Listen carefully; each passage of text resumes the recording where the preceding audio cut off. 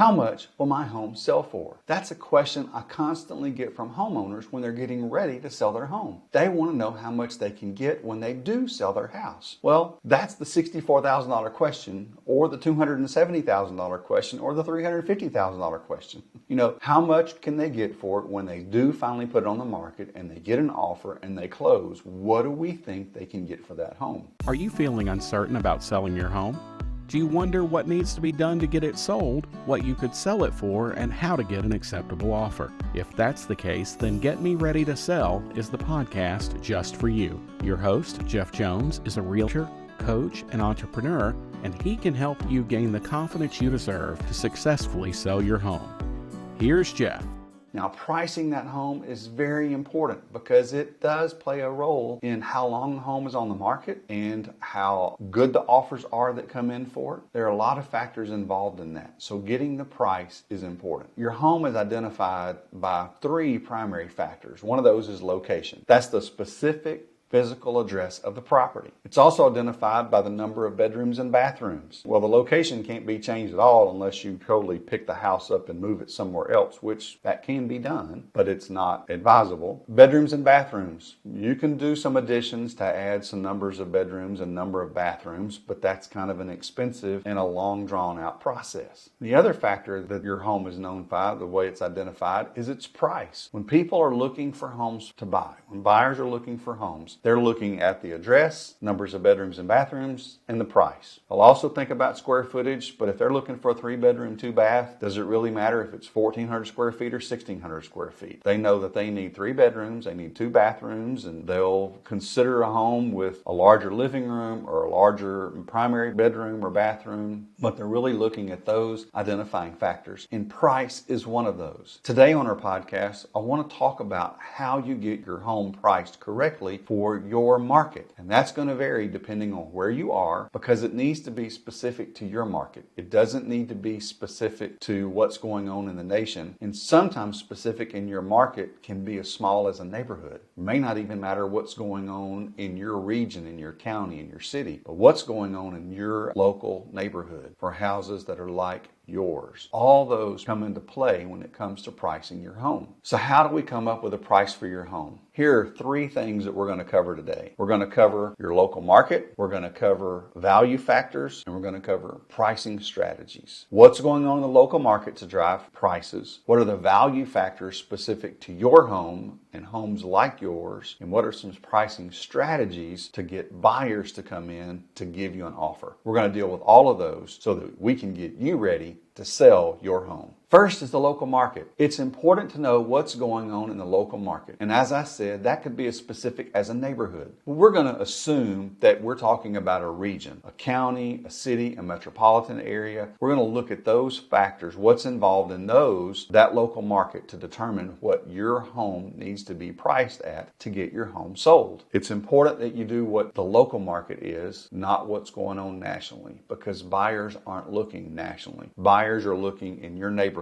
They're looking in your school district. They're looking in your city, in your county. So your price needs to be built on what's going on in that local market. And here's some things you need to look at. What are homes like yours already sold for in the last 3 to 6 months? When it comes to somebody buying your home and making an offer, more than likely that offer is going to be contingent on an appraisal. An appraisal is a professionally trained appraiser is able to determine a value of your home of what a likely person would pay for your home on the day of the appraisal. It's that specific. What would somebody possibly pay for your home, which that determines value. If a real estate agent comes to you and starts talking to you about the value of your home and what your home would be worth, you need to be really careful because as a real estate agent, I can't talk about the value. I can't tell you what your home may be valued at. Only an appraiser can do that. I can tell you what somebody might buy your house for or how you need to price your home, but there's a lot of factors involved, and I know that may sound a little bit confusing, and let's have a conversation if you want a little more explanation about that. But just know that a realtor can't tell you what value your home is on the open market. We can talk pricing strategies. We can't talk value. That's an appraiser. So let's say that we list your home and we listed at a price for $300,000 and somebody makes an offer for $300,000, but an appraiser comes in and said, hey, the value is only $295,000. Well, if I was your agent, I'm sorry that we overpriced it, and we'll talk about that strategy too. But if they come back and they say its value is $295,000, you'll have a couple of options. One of those options is to tell the Mr. Buyer, hey, Mr. Buyer, I'm sorry, I'm selling my home for $300,000. If you want it, you'll pay the extra $5,000.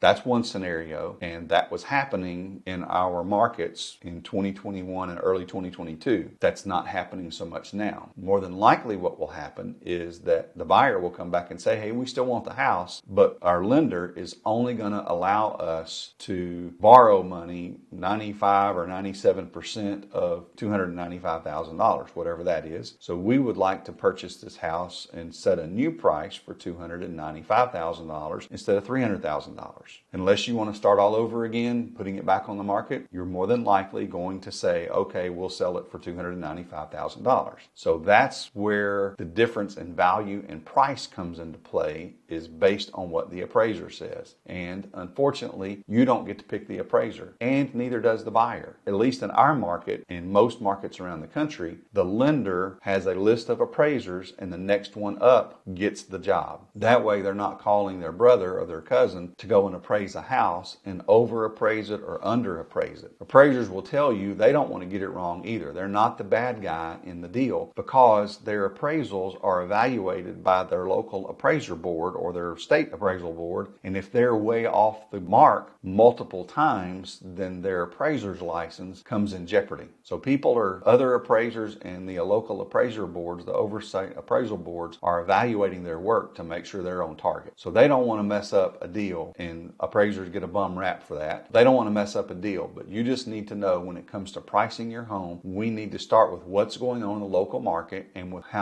what homes like yours have sold for in the past 3 to 6 months, because that's what the appraiser is going to do. The appraiser wants to find another 3-bedroom, 2-bath house with roughly the same square footage, roughly built about the same time as yours, or however many bedrooms and bathrooms yours has. But for our purposes today, we're going to talk about a 3-bedroom, 2-bath, probably around 1,600 square feet. So appraiser wants to find more houses like that, close to yours, in similar condition, in what they've sold for in the last 3 to 6 months. And they're going to come up with a value on your home. That's going to be what's going to kind of decide what a lender is going to loan on a home, which has influence on what a buyer is willing to pay for a home, which will come back and modify and have an impact on the final price that you sell your home for. But we're not talking about that final price. We're talking about a pricing strategy to market your home. Okay, and we want to start with that local market, and we want to look at what homes have sold for in the past few months. One of the things we also want to look at is what's the current competition like in your area. If you have a 3-bedroom, 2-bath, 1,600 square foot home, what other 3-bedroom, 2-bath homes are currently on the market? So if your home was on the market today, what other homes would buyers have to skip looking at to look at yours? Is yours going to be the highest priced home, the lowest priced home, kind of in the middle? Does more work need to be done to your home? All these factors go into it. So we want to know what's the current competition, because if an agent is helping a buyer and presenting them with a list of homes that they want to consider, what's going to keep your home from being on the list? Or what's going to get your home on the list at the top of the list? Now, we've said you can't really control location. You can't really control bedrooms and bathrooms or square footage without significant money and time involved, but you can control price. You're the one that sets the price for your home under the guidance of a professional, hopefully another real estate agent helping you out, me or another, helping you out to price that home for your market. All those things come into play when it comes to setting a price to list your home at. So let's take a look at what's going on in my local market. If you were to come to me to help you price your 3-bedroom, 2-bath home in my county, here's the research I'm going to do to find out what we need to price your home at, or at least one of the factors involved in pricing your home is the local market. So let me show you what this information looks like.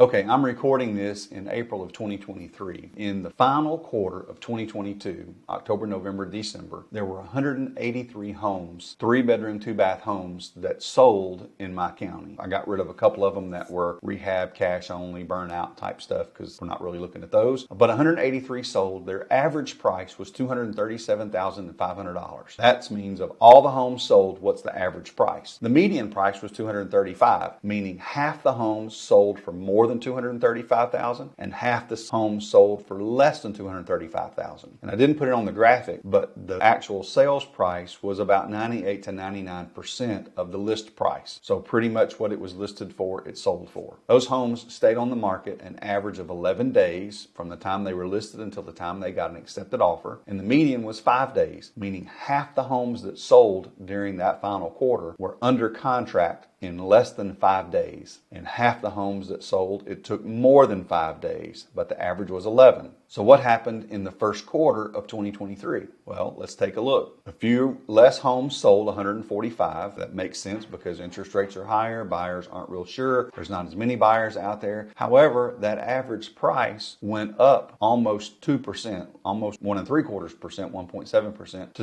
$241,500. It also, the median price went up 5%. That's $247,000. So from the end of December to the end of March, the 3-bedroom, 2-bath homes that sold in my county, their prices went up 5%. They're staying on the market longer. The average days was 24 and the median days was 8. So it's taken a little bit longer to get those homes sold. Well, today, the day I'm recording this podcast, how many homes are currently on the market? So if we were talking today about listing your home, there are 39 3-bedroom, 2-bath homes currently on the market in my county today. Their average list price is $308,000. Their median price is $280,000. Now you can see that in the fourth quarter and the first quarter that the average price and the median price were much closer than they are right now. That leads me to believe the average that they're listed at, they're listed a little bit high. And if they were to sell for 99% of the median price of $280,000, they would sell for about $277,000.